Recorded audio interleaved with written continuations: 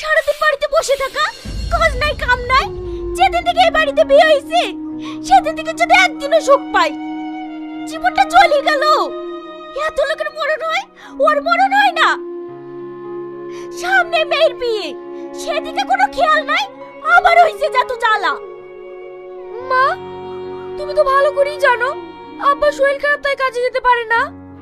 ও বাপের কথা বলেছি আর অমনি গায়ে ফুসকা দিল। সামনে তোর বিয়ে, ছেলের বাড়ি থেকে তো একগুচ্ছ জিনিস চেয়ে বসে আছে। এইভাবে বসে থাকলে এতগুলো জিনিস কোত্থেকে জোগাবে?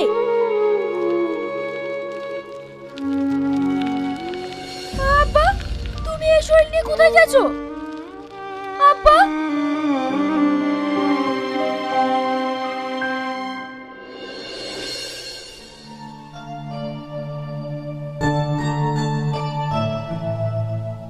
দেখ দেখ, আসছে শেঠ সাহেব। কদিন থেকে তো কোনো পাত্তা নাই। মালিক তো বলছে রে অন্য লোক খুঁজতে। এইসব লোকলি কাজ হয়? হ্যাঁ, আবার শুনছি নাকি মেয়ের বিয়ে। কিভাবে যে উদ্ধার হবে ওপর আল্লাহ জানে।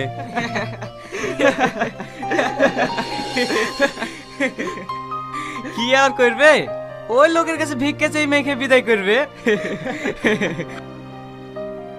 ওর মেয়ের বিয়ে কিভাবে দেবে না দেবে ও বুঝবে, তাতে তোদের কি?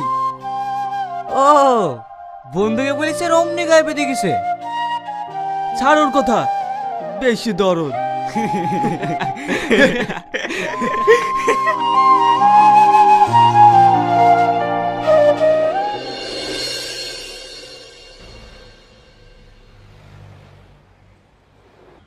দুদিন থেকে কোথায় ছিলি?